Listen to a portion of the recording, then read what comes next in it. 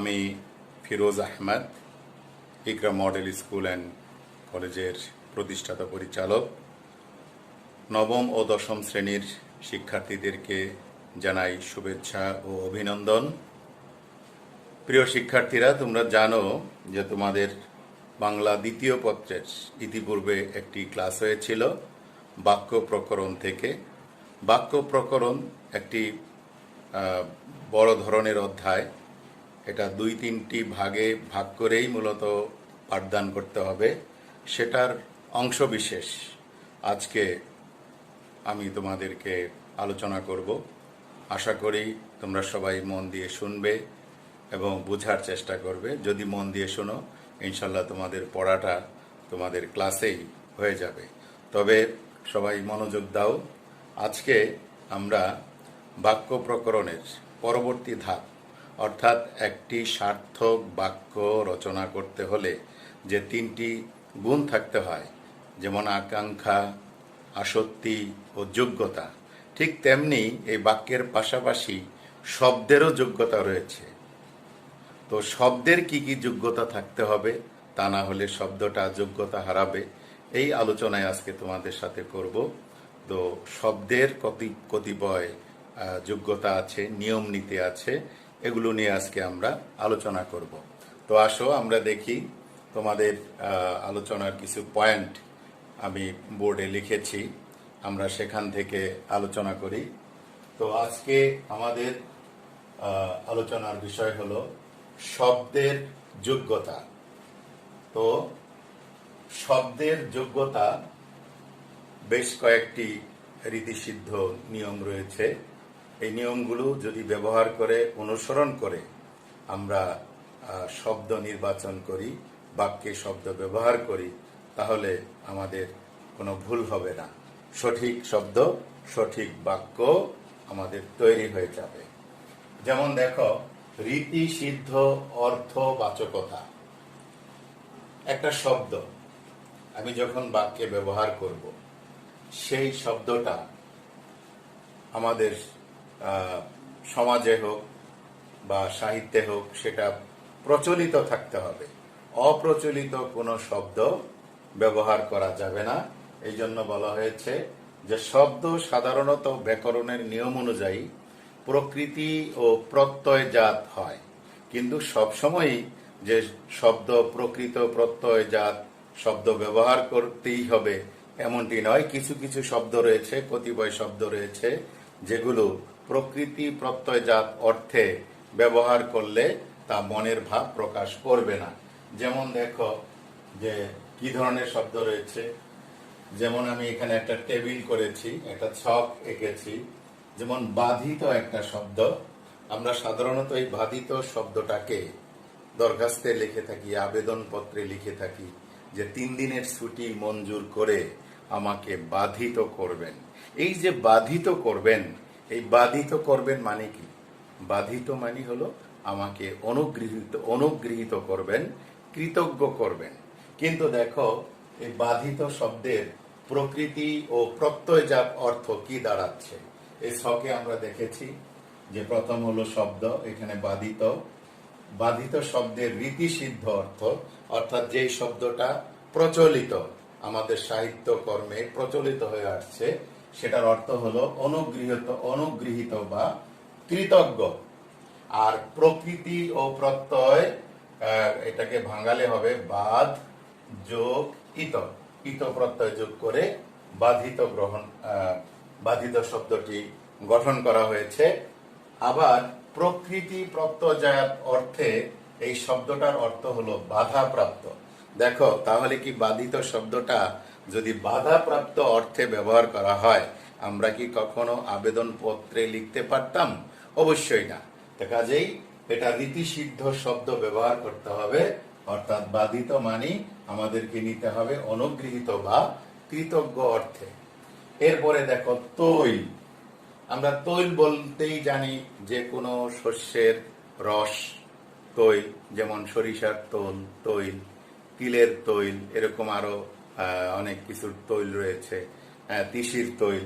তো তৈল বলতে আমাদের যে রীতিসিদ্ধ অর্থ, যে প্রচলিত অর্থ আমাদের সমাজে বা সাহিত্যে, সেটা হলো তিল জাতীয় বিশেষ কোনো শস্যের রস। সেটা সরিষা দানা হতে পারে, তিল হতে পারে, এটাকে আমরা তৈল বলি। আর প্রকৃতি প্রত্যয় হলো তিল যোগ স্ন। আর প্রকৃতি প্রত্যয় জাত অর্থে এই তৈল ব্যবহার করলে হবে তিলজাত স্নেহ পদার্থ। তাহলে তিলজাত স্নেহ পদার্থটাকেই বুঝাবে, অর্থাৎ যেই বস্তু থেকে তেল বের হয় মূলত ওটাকেই তখন সেখানে বোঝাবে। কিন্তু তৈল বলতে তো তা নয়, তৈল হলো রস, কোনো শস্য দানার রস। অতএব রীতিসিদ্ধ অর্থ হলো যে তিল জাতীয় বিশেষ কোনো শস্যের রস, এই অর্থে আমাদের ব্যবহার করতে হবে।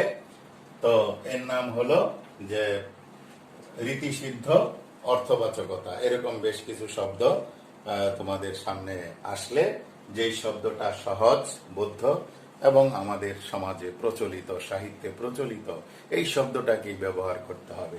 কঠিন শব্দ ব্যবহার করলে যেটার কোনো প্রচলন নেই তাহলে মানুষের বোধগম্য হবে না, ব্যাকরণে সেটাকে নিষিদ্ধ করা হয়েছে। আবার এমন শব্দ যেটা অর্থ আছে ঠিকই অভিধানে, কিন্তু কখনো কেউ ব্যবহার করেনি, কবি সাহিত্যিকগণ রয়েছেন, বড় বড় লেখক রয়েছেন, সাহিত্যিক রয়েছেন, যারা এই শব্দগুলোকে ব্যবহার করেননি। এখন তুমি যদি বা আমরা যদি সেটা ব্যবহার করি তাহলে কি হবে? এবার দেখো, দুর্বোধ্যতা। তো দুর্বোধ্যতা, এই শব্দগুলো অপ্রচলিত, দুর্বোধ্য শব্দের অর্থটাও দুর্বোধ্য। এই ধরনের ব্যবহার যদি করি আমরা আমাদের বাক্যে, দুর্বোধ্য কোনো শব্দ যেটা ব্যবহার হয় না, তখন মনের ভাব প্রকাশে কিন্তু বাধাগ্রস্ত হবে। যেমন দেখো, যমুনা নদী তরঙ্গিম, যমুনা নদী তরঙ্গিম, এই তরঙ্গিম শব্দটা আমরা কিন্তু কখনো ব্যবহার করি না। আর এই তরঙ্গিম শব্দের অর্থ হলো তরঙ্গময়, অর্থাৎ যমুনা নদী ঢেউ, যমুনা নদীতে প্রচন্ড ঢেউ রয়েছে। এই ঢেউ বিশিষ্ট নদী হওয়ার কারণে এখানে বলা হয়েছে তরঙ্গিম। কাজেই তরঙ্গিম শব্দটা একটা দুর্বোধ্য একটা শব্দ, অপ্রচলিত শব্দ। এই ধরনের শব্দ ব্যবহার করা উচিত নয়। তুমি আমার সাথে প্রপঞ্চ করেছ। প্রপঞ্চ একটা শব্দ তোমাদের বাংলা দ্বিতীয় পত্র বইতে এটার উদাহরণ রয়েছে। এই দুর্বোধ্যতা শব্দের দুর্বোধ্যতার অংশে তোমরা দেখবে ওখানে একটি বাক্য রয়েছে যে আমার সাথে, তুমি আমার সাথে প্রপঞ্চ করেছ। এই যে প্রপঞ্চ, এই প্রপঞ্চ আমরা কিন্তু ব্যবহার করি না, এটা বাক্যে এই শব্দটা ব্যবহার হয় না। এটা মানে প্রপঞ্চ মানে হলো চাতুরি, এটাকে প্রতারণাও বলা চলতে পারে যে তুমি আমার সাথে চালাকি করেছ, ছল চাতুরি করেছ, কিন্তু প্রপঞ্চ শব্দটা ব্যবহার হয় না। এই প্রপঞ্চ, তরঙ্গিম, এই জাতীয় শব্দগুলো হলো দুর্বোধ্য শব্দ। এই দুর্বোধ্যতা বিশিষ্ট শব্দগুলোকে বাক্যে ব্যবহার করা যাবে না। বাক্যে ব্যবহার করলে সেই শব্দ তার যোগ্যতা হারাবে, বাক্যও যোগ্যতা হারাবে। এবার আমরা দেখছি উপমার ভুল প্রয়োগ। আমরা অনেক সময় উপমা দেই, উদাহরণ দেই, তো উদাহরণটা সঠিক জায়গায় সঠিকভাবে ব্যবহার করতে হবে। যেখানে স্থান কাল পাত্র ভেদে যেখানে যেটার প্রয়োজন, যেই অর্থে যেটাকে ব্যবহার করা প্রয়োজন, সেই অর্থে ব্যবহার করার নামই হলো সঠিক বাক্য। কিন্তু উপমা দিতে গিয়ে আমরা অনেক সময় ভুল প্রয়োগ করে থাকি। যেমন, আমার হৃদয় মন্দিরে আশার বীজ উক্ত হলো। এখন আমার হৃদয় মন্দিরে আশার বীজ উক্ত হলো, এই যে হৃদয় বা হৃদয়, এই হৃদয় মন্দিরে, এই মন্দিরে আশার বীজ উক্ত হয় না, বীজ উক্ত হয়, বীজ বপন করা হয় ক্ষেতে। এই জন্য এই উপমা ভুল। এখন বলা যেতে পারে আমার হৃদয় ক্ষেত্রে আশার বীজ উক্ত হলো, তাহলে বাক্যটা সঠিক হবে। তো কাজেই আমাদের বুঝতে হবে যে আমরা দেখলাম এখানে যে শব্দের যোগ্যতা ভিত্তিক যদি শব্দকে ব্যবহার করা হয় তাহলে রীতিসিদ্ধ অনুযায়ী যেটা প্রচলিত রয়েছে সাহিত্যে বা সমাজে যেটা ব্যবহৃত হয়, মানুষের বোধগম্য হয়, সেটা ব্যবহার করতে হবে। তারপরে শব্দের মধ্যে দুর্বোধ্যতা থাকতে পারবে না। দুর্বোধ্যতা থাকলে সেই শব্দ ব্যবহার করলে তার যোগ্যতা হারাবে। এবং উপমা দিতে গিয়ে এমন শব্দ ব্যবহার করা যাবে না যাতে উপমাটা ভুল হয়ে যায়। তো আমরা দেখি এর পরের উদাহরণগুলোতে কি দেওয়া আছে। তো প্রিয় শিক্ষার্থী বন্ধুরা, এবার আমরা আসছি বাহুল্য দোষ শব্দের যোগ্যতা প্রকাশের ক্ষেত্রে। আমরা যদি দেখি বাহুল্য দোষ অর্থাৎ একই শব্দ এটা যদি দুইবার ব্যবহার হয় তাহলে এটা বাহুল্য দোষ, বা বারবার যদি ব্যবহৃত হয়। যেমন প্রয়োজনের অতিরিক্ত শব্দ ব্যবহার, প্রয়োজন নেই, প্রয়োজনের অতিরিক্ত শব্দ ব্যবহার করা যাবে না। যেমন বহুবচনের ক্ষেত্রে আমরা অনেক সময় ভুল করি যে যেই শব্দটা বহুবচন তার আগেও আরেকটা বহুবচন শব্দ আমরা বসাই। যেমন দেখো, সভায় সকল সভ্যগণ উপস্থিত ছিলেন। সভায় সকল সভ্যগণ উপস্থিত ছিলেন। এখানে লক্ষ্য করো, এই যে সকল, এই সকল একটা বহুবচন, আর সভ্যগণ এই শব্দটাও বহুবচন। এই যে বহুবচনের আগে আরেকটি বহুবচন শব্দ নেওয়া, এটা অতিরিক্ত, এটাই বাহুল্য দোষ। এই জন্য আমাদের ব্যবহার করতে হবে কি, সভায় সভায় সভ্যগণ উপস্থিত ছিলেন। বাস, সভায় সভ্যগণ উপস্থিত ছিলেন। সকল আর এখানে প্রয়োজন নেই। দেশের সব আলেমগণই, এই যে লক্ষ্য করো, সবও আসছে আবার আলেমগণও আসছে। এই যে সব, এটা বহুবচন বোধক শব্দ, আবার আলেমগণ, এই যে গণ, এই পুরো আলেমগণ এই শব্দটাও বহুবচন। কাজেই দুটো বহুবচন একসাথে ব্যবহার করাটা এটা বাহুল্য দোষ। একসাথে ব্যবহার করাটা সমীচীন নয়। এটা বাক্যটা কি হয়, যোগ্যতা নষ্ট হয়। এই আলেমগণের আগে আর সব বা সকল ব্যবহার করার কোনো প্রয়োজন নেই। এই জন্য ব্যবহার করতে হবে বা বলতে হবে দেশের আলেমগণই এ ব্যাপারে সমর্থন করেন। আর যদি আমরা সব ব্যবহার করি তাহলে আমাদের বলতে হবে দেশের সব আলেম এ ব্যাপারে সমর্থন করেন। তখন আর গণ ব্যবহার করা যাবে না, সব ব্যবহার করতে পারবো, তখন আলেমের শেষে আর গণ ব্যবহার করতে পারবো না। তাহলে বাহুল্য দোষ পরিহার করতে হবে। বাগধারার শব্দ পরিবর্তন। বাগধারা, তোমরা দেখবে তোমাদের ব্যাকরণের এই বাক্য প্রকরণ অংশেরই শেষের দিকে বাগধারা রয়েছে। বাগধারা হলো আমাদের বাংলা ভাষার একটি ঐতিহ্য। যুগ যুগ ধরে এই বাগধারা ব্যবহার হয়ে আসছে। তো বাগধারা, ওখানে যেই শব্দ মালা দিয়ে বাগধারা তৈরি হয়েছে, মূলত ওই শব্দগুলোর শাব্দিক অর্থে তা ব্যবহৃত নয়। যে অর্থে, যেই বাগধারা ব্যবহার করা হয়েছে সেটাই ব্যবহার করতে হবে। যেমন মনে করো, সেটারই অর্থ করতে হবে। যেমন মনে করো যে অরণ্যের উদন। অরণ্যের উদন এর অর্থ আমরা জানি নিষ্ফল আবেদন, যে আবেদন করে কোনো লাভ নেই, নিষ্ফল আবেদন, নিষ্ফল প্রার্থনা। কিন্তু দেখো, অরণ্য শব্দের অর্থ কি? অরণ্য শব্দের অর্থ হলো বন। রুদন মানে হলো কান্না করা, ক্রন্দন করা। তাহলে আমরা যদি এটার অর্থ করি অরণ্যে রুদন মানে বনে ক্রন্দন, নিষ্ফল আবেদনের জায়গায় যদি আমরা বনে ক্রন্দন ব্যবহার করি তাহলে হবে না, কারণ যুগ যুগ ধরে এটার অর্থ ব্যবহার হয়ে আসছে নিষ্ফল আবেদন। কাজেই বাগধারা শব্দের অর্থের পরিবর্তন করা যাবে না। যদি পরিবর্তন করা হয় শব্দ তার যোগ্যতা হারাবে। এরপরে দেখো, গুরু চণ্ডালী দোষ, অত্যন্ত ইম্পর্টেন্ট শব্দ, এবং এই শব্দ আমরা অনেকেই শুনে আসছি। যে গুরু চণ্ডালী দোষ কি? গুরু চণ্ডালী দোষ হলো যে একটা শব্দের মধ্যে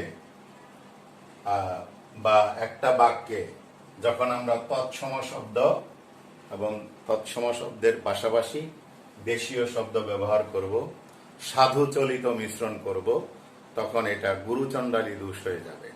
কেমন? যেমন দেখো, গরুর গাড়ি, সব দাহ, মরা পোড়া, এই শব্দগুলো ব্যবহার করা হয়। গরুর গাড়ি, সব দাহ সব মানে হলো লাশ, মৃতদেহ, এটাকে দাহ করানো। মরা পোড়া, ওই একই কথা, মরা পোড়া। তো এর স্থলে যদি আমরা ব্যবহার করি গরুর শকট, গরুর গাড়ির জায়গায় যদি বলি গরুর শকট, তাহলে হবে না। যদি ব্যবহার করি শব্দাহের পরিবর্তে যদি আমরা সব পোড়া ব্যবহার করি, হবে না। মরা পোড়া, মরা পোড়া এর জায়গায় যদি মরা দাহ ব্যবহার করা হয় তাহলেও হবে না।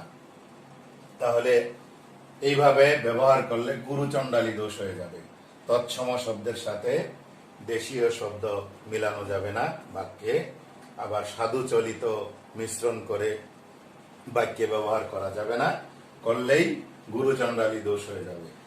গরুর গাড়ি বলতে হবে, লিখতে হবে, সব দাহ লিখতে হবে, বলতে হবে, মরা পোড়া, ঠিক মরা পোড়াই ব্যবহার করতে হবে এখানে গরুর গাড়ির জায়গায়। গরুর শকট, তারপরে সব দাহের জায়গায় সব পোড়া, তারপরে মরা পোড়ার জায়গায় মরা দাহ ব্যবহার করলে গুরুচণ্ডালী দোষ হবে। এবার আমরা আসি, আসলে এই গুরুচণ্ডালী দোষ কি? এই যে গুরুচণ্ডালী নামটা আমরা শুনে আসছি, কিন্তু এর ব্যাখ্যাটা কি আসলে জানি? আমরা এর ব্যাখ্যাটা অবশ্য জানি না। তো আমরা জানি যে আমাদের এই ভারতবর্ষে অর্থাৎ বাংলায়, বাংলায় যারা কথা বলতো, আমাদের এই সমাজে অনেক শব্দ হিন্দু ধর্ম অবলম্বী লোকদের নিকট থেকে এসেছে, সংস্কৃত থেকে এসেছে। তো হিন্দু ধর্মে একটা প্রচলন ছিল যে যারা নাকি ব্রাহ্মণ এবং ক্ষত্রিয়, হিন্দু ধর্মের 4টা জাতি, ব্রাহ্মণ, ক্ষত্রিয়, এখানে আছে বৈশ্য, শূদ্র। ব্রাহ্মণ এবং ক্ষত্রিয় যে জাত, এরা হলো সমাজের উঁচু বংশ, এরা হলো গুরু শ্রেণীর, মানে উস্তাদ শ্রেণীর গুরু। এখন এই ব্রাহ্মণ এবং ক্ষত্রিয় শ্রেণীর এই জাতের লোকেরা সাধারণত তৎসম শব্দ এবং সাধু ভাষার শব্দ ব্যবহার করত। এখন ব্রাহ্মণ এবং ক্ষত্রিয় লোকদের কালচার, তাদের চালচলন, তাদের সংস্কৃতি, এটা আবার নিচু জাত লোকেরা ব্যবহার করতে পারবে না, নিষিদ্ধ ছিল, দোষ ছিল। অর্থাৎ ব্রাহ্মণেরা যা বলে, ব্রাহ্মণরা যা করে, ক্ষত্রিয়রা যা করে, এটা যদি বৈশ্য এবং শূদ্র এই নিচু জাত শ্রেণীর লোকেরা করে তাহলে এটা দোষ হবে। এদেরকে বলা হতো চণ্ডাল। বৈশ্য এবং শূদ্র এই জাতিকে বলা হতো চণ্ডাল, অর্থাৎ নিচু শ্রেণীর জাতি। তাহলে গুরু বা উঁচু শ্রেণীর জাতি ছিল ব্রাহ্মণ, ক্ষত্রিয়, এবং নিচু শ্রেণীর জাতি হলো বৈশ্য, শূদ্র। এই বৈশ্য আর শূদ্র জাতির লোকেরা চলিত ভাষা তারা ব্যবহার করত, এই ভাষা তারা লিখত, তাদের গদ্য পদ্য সাহিত্যে চলিত ভাষা ব্যবহার করত, এবং পরবর্তীতে এই চলিত ভাষা সহজ হওয়ার কারণে, সহজবোধ্যতার কারণে সমাজে বেশি প্রচলিত হয়ে গিয়েছে। এখন তৎসম শব্দ আর সাধু ভাষার ব্যবহার এটা খুব কমই হয়। আর ব্যাকরণেই যা রয়েছে, কিন্তু সমাজে বা আমাদের প্রচলিত যে রীতি ভাষা ব্যবহারের, সাধু ভাষা এখন নেই বললেই চলে, আর তৎসম নেই বললেই চলে, শুধু ব্যাকরণের রয়েছে। কাজে সেই থেকে এসেছে গুরু চণ্ডালী দোষ, অর্থাৎ গুরুর সাথে চণ্ডাল, নিচু বর্ণীয় যে লোক, এরা যে দোষটা করেছে। কেমন? এরা যে গুরুর যে শব্দ, গুরুর যে আচরণ এরা যে ব্যবহার করেছে, করার কারণে এটা দোষ। এই জন্য ওই সময় থেকে একটা শব্দ চলে আসছে, গুরু চণ্ডালী দোষ, অর্থাৎ সাধু চলিতের মিশ্রণ, তৎসম এবং দেশীয় শব্দের মিশ্রণ, একটা গুরু চণ্ডালী দোষ।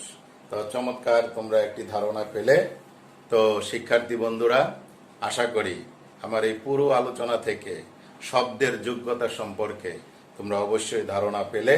তো আমরা যেটা দেখলাম, শব্দের যোগ্যতা হলো যে শব্দের রীতিসিদ্ধ অর্থবাচকতা যেটা প্রচলিত রয়েছে, যেটা সবাই বুঝে, রীতিসিদ্ধ। প্রকৃতি প্রত্যয়জাত এটাও হবে, আবার সবসময় প্রকৃতি প্রত্যয়জাত অর্থে নয়, যেটা রীতি সিদ্ধ, যেটা প্রচলিত হয়ে আসছে সেই শব্দ ব্যবহার করতে হবে। শব্দের মধ্যে দুর্বোধ্যতা থাকা যাবে না, উপমার ভুল প্রয়োগ দেওয়া যাবে না, বাহুল্য দোষ, একই শব্দ দুইবার বা বারবার ব্যবহার করার প্রয়োজন নেই। বহুবচনের ক্ষেত্রে দুটো বহুবচন লেখার প্রয়োজন নেই, বলার প্রয়োজন নেই। বাগধারার অর্থের পরিবর্তন করা যাবে না এবং লেখার ক্ষেত্রে গুরুচণ্ডালী দোষ পরিহার করতে হবে। তাহলে শব্দের যোগ্যতা এবং সঠিকতা আমরা পেয়ে যাব এবং এই সম্পর্কে আমরা আরো অধিক জ্ঞান লাভ করব পরবর্তীতে উচ্চতর ব্যাকরণ পড়ার সময়। তো ধন্যবাদ। আজকে এখানেই নবম দশম শ্রেণীর শিক্ষার্থীরা, তোমরা সবাই ভালো থাকো, সুস্থ থাকো এবং আল্লাহ তোমাদের ইহকাল ও পরকালে কল্যাণ দান করুন। সকলেই বলো আমিন। আল্লাহ হাফেজ।